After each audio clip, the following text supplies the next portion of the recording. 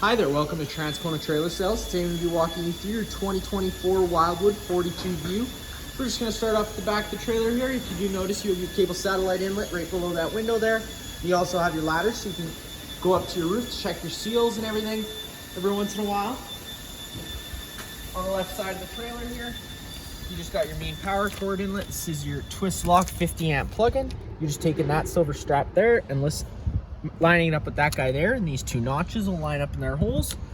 And you just push that in, give it a good push, locks into place. You got that threaded collar to really lock it down. If you follow that cord back, you do have your standard 50 amp plug-in.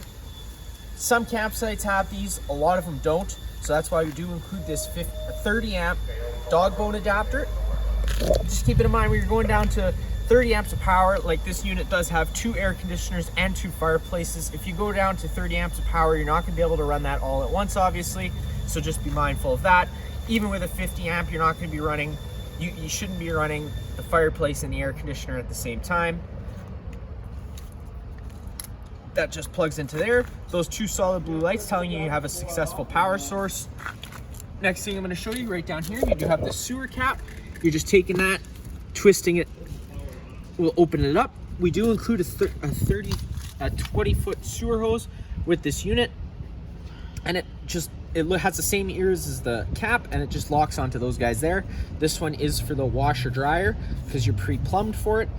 It doesn't come included, so you can contact our parts department if you were to want to get set up with that. If you were to get set up with that, just keep it in mind whenever you are running that washer, you're always having to make sure that this cap is off, otherwise it will backflow into the trailer. A little more to the left, you do have your exterior shower. You do just get your 751 key, which should come included with the unit to open up this. You're just sticking that in there,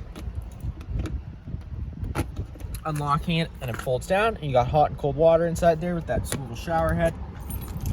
Right down below, you do got your 2 low point drains.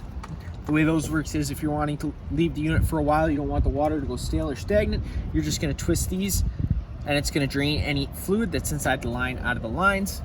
You got your black tank flush, so with your black sewer hose connected and your tank open, which is very important because if you don't have that sewer hose connected and the tank open, you do run the risk of exploding your tank, so just be mindful of that. You thread that garden hose in there, turn it on, that's just going to flush out that tank, leaving it that little bit cleaner, helping with false monitor panel readings as well as odor. You got your Suburban hot water heater system, pop that guy open. You get your pressure relief valve down in the right corner, and then you got your main power switch right on the right hand corner. Turn this guy on, does turn on power to the thermostat, which is inside, which I'll show you in a minute. Inside this compartment here, there's not really much you have to worry about. It's mainly a service port for your hot water heater. There is going to be bypass valves in there, but you don't bypass this water heater. This water heater, you're going to want to run that antifreeze through there, and then crack this guy open and leave it cracked open all winter. That way gives whatever in there a chance to come out and not freeze. And right down below, you got your main sewer outlet. You got your gray tank and your black tank. You're always going to empty your black tank first. It's going to be your dirtiest water filled from your toilets. You can come behind that with your gray valve, which is typically a little cleaner water filled from your sinks and your showers.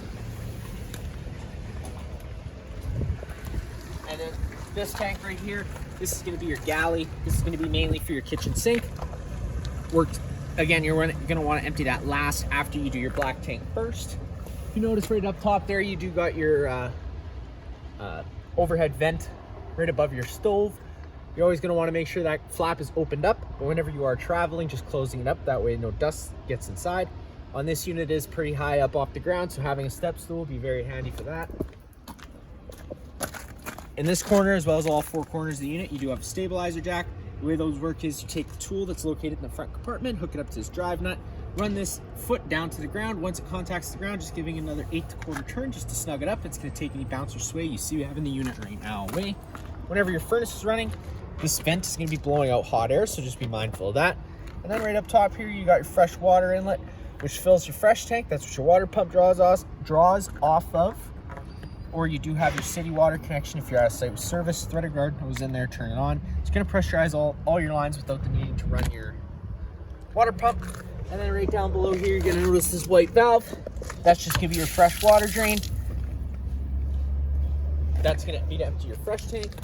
Inside this compartment here, does just go underneath the bed in the main bedroom. And then you have that 20-foot sewer hose I told you about earlier. And then we also include a 15 amp park adapter to go down from that 30 amp adapter. Just keep in mind, if you are using this guy, the really only thing you're going to want to be running is lights and maybe your refrigerator, and that's about it. You also have this nice shelf, which does connect on the other side of the unit. Just be mindful whenever you are piling stuff in here. This strut is for your VersaTilt bed, so you're not going to want to be blocking that in any way.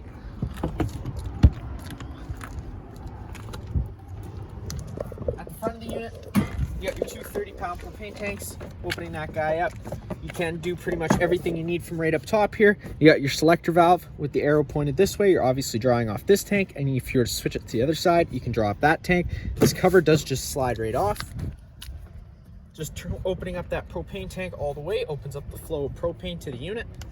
Right behind this battery, or this propane cover, is this battery box. That's going to be where your battery is located. Along the left side of the unit, you have a few GFI protected outlets, as well as speakers and awning, and then just some more outlets to get inside. You're just taking that assist handle, folding it 90 degrees, it locks into place. Pull down on the stairs like it says, and the first set will pull out, and then you can pull out that last set, sliding open the patio doors. You can take a step on inside. First thing you're gonna notice, right up on the wall here, you do have your monitor panel system. You got all your tanks right here. It says you have 2 black tanks, but you do only have 1.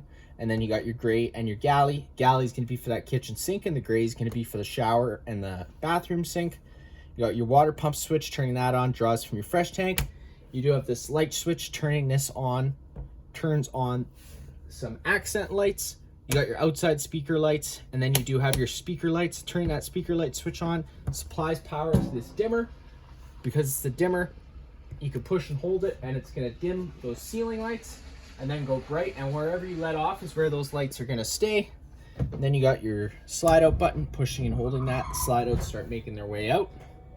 You know those slide outs fully extended when you hear the winds, when you hear the motors wind up and cut out.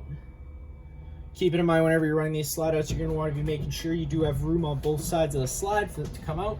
That way you don't run the risk of damaging anything. You got your one standard style light switch right on the wall here. Turning that on does turn on that ceiling fan on the wall. On the wall also you do have your Suburban thermostat for your water heater. Turning that on tells you your current output temp. Pushing that button up or down will change the output temp. You can change it between Celsius and Fahrenheit with just the press of a button. Pushing and holding this will unlock the thermostat to go to 55 degrees. That's just an added safety lock so the kids don't run the risk of burning their hands. Then you got your thermostat for your front air conditioner as well as your furnace on the wall here. Pushing that button once, you go into fan low. Now that's just running the fan on the air conditioner. There's no cooling involved. Push that button one more time, you go into fan high. Now that's just, again, high fan, moving air around. Now you get to cool high, so now that air conditioner is gonna run full time on a high fan. One more time, you get to cool low, which is just low fan. Now you get into cool low auto. So now it becomes an on-demand system, and it'll kick in and out as needed, depending on what you have the thermostat set to. And then cool high auto, and then you just get into your heat, which turns on your furnace. The furnace and your stove and oven both run off propane. You do have an LP detector right down beside, right in that island there. If that guy ever starts going off, you're just going to want to turn off the main supply of propane at the front of the unit and just open up some windows, just ventilate it out, and then you just have that light switch, which turns on another accent light underneath the island. On the wall here, you're going to notice you have some more light switches. Those light switches are going to turn on your awning light outside. They're also going to turn on some accent lights behind your slide outs. And then you do have your awning button. Hitting that button extend, that awning's going to start making its way out.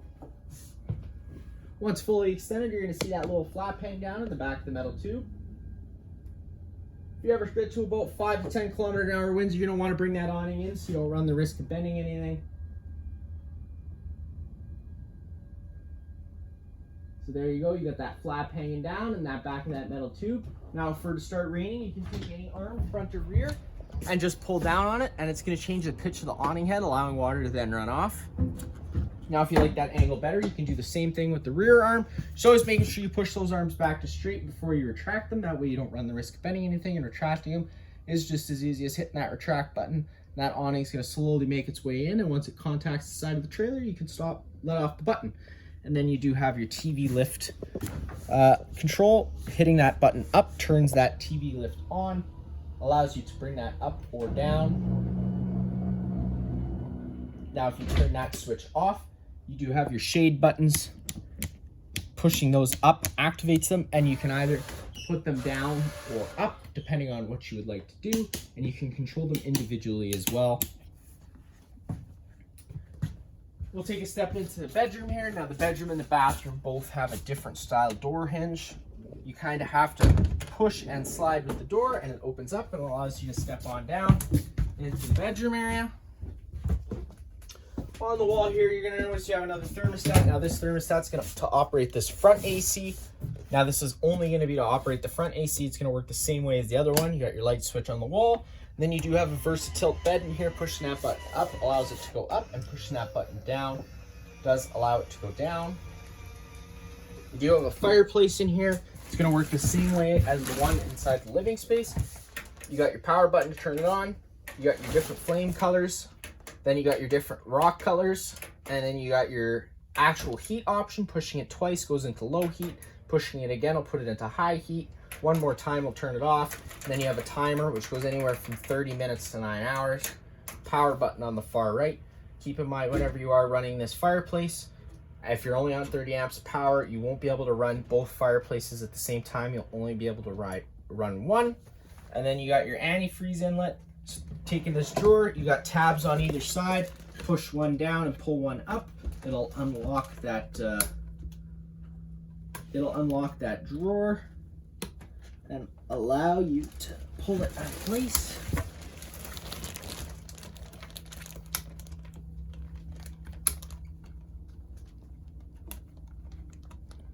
Like I said, sometimes it can be just a little finicky. There you go. You got both sides sliding out, and they can come right out. Gives you access to that valve, so you can bypass your water pump and put this hose in a pail of coolant. Then to get this back in, you are just lining those slides up, sliding it into place, and there you go. You got storage all along here. You got some individual lights above the bed, and then all the blinds in the unit do work the same way. The ones in the main living space are electronically controlled, so making sure not to try and use them manually is very important. And then you got all your manual shades inside the bunks up top, and the bedroom, and as well as the bathroom. You're just pulling down on that. Wherever you stop is where it stays. One quick tug, and it'll retract itself back up. You got coax plugins right there if you want to plug in a TV, and then just noticing this little back button. If you turn this on, it turns that green light on, which turns the antenna on the roof. Now, that also improves radio frequency, so I do recommend just leaving that on. Stepping into the main living space, you got the top bunk, of course, which is just some bunk space. Then you got your residential style fridge. All your controls for that are just right up top here. And then right down below, you do got your freezer, which does have an ice maker, so you do have to make sure you winterize that when it comes time to do so. And then in the kitchen area, you got your sink with hot and cold water. And then you got your main cooking space.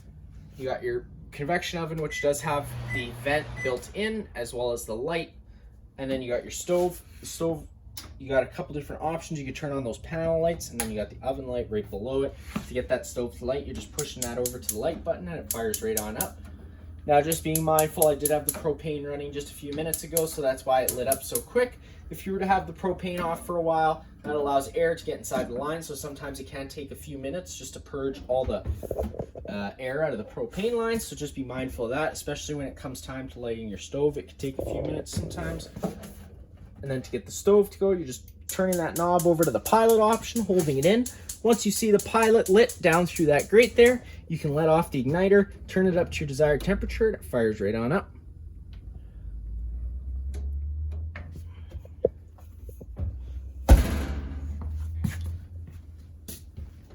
Getting into the main living space, you got your couch, you got some individual lights above head. Like I said, all the blinds in the main living space are motorized, so making sure you don't pull down on them is pretty crucial. You got your main entertainment center with, again, another one of those fireplaces, works the same way as the one I showed you in the bedroom. And then you got your sound bar, pretty much just like home, minus the fact of you having zone 1 and zone 2. Zone 1 is going to be interior speakers, this speaker right here, and zone 2 is going to be your exterior speakers. A little more towards the back of the unit, you have another bunk area right up top here. Again, just some bunks with some storage space. Lights up there, of course. And then opening up this door allows you into the bedroom. Taking a step on inside, light switch is just on your left. You got your toilet as well as your shower. Always making sure whenever you're traveling that your travel latch is a latch so that this doesn't break because it is glass. For the shower, your main water flow is on the bottom, and then the top knob is going to be to change between the different heads. Inside the bathroom, the sink area, you got your main GFI plug. If you ever have an outlet that doesn't work, this would be the first place I'd check. You got test on the left, reset in the middle. You got some storage space on the right. Right here, you're going to notice you can push in on that panel, it'll flap down. You got all your breakers. Whenever a breaker trips, it's going to sit in the middle, so you do just have to turn it off and then back on again to reset it. And then you just have all your fuses on the right. Whenever a fuse blows, there should be a little red indicator light telling you which one's blown. And then inside this closet space, you got some closet, but you are pre-plumbed and pre-wired for washer dryer setup. If you would like to get set up with that, you can contact your parts department and they can get you all hooked up with that. On the wall, you do have your max air fan. You're just pushing that tab in, pushing the black tab in and pushing the white handle out. We'll open that up, pushing that button. It'll start evacuating all that air. Turn it off, just pushing that button again, and then just pushing the black handle in again and pulling it in. Locks it into place. That's going to be it for this unit here. If you have any other questions, feel free to give us a call. Oh, sorry, and then you do have your central vac with your dustpanless intake system. So if you sweep up all your stuff in front of here, you can open this up, turn it on, and it's going to suck everything in there. Just keeping in mind it is getting sucked into a vacuum bag, so you're not going to want to be sucking anything too big into there. It's mainly just for dirt and sand. And then you got your road vac central vac system, which you can hook up the hose, which is all located underneath your front bed. Just picking up the foot of the front bed will allow you access into there, and it has all the tools for that inside there. If you have any other questions, feel free to give us a call.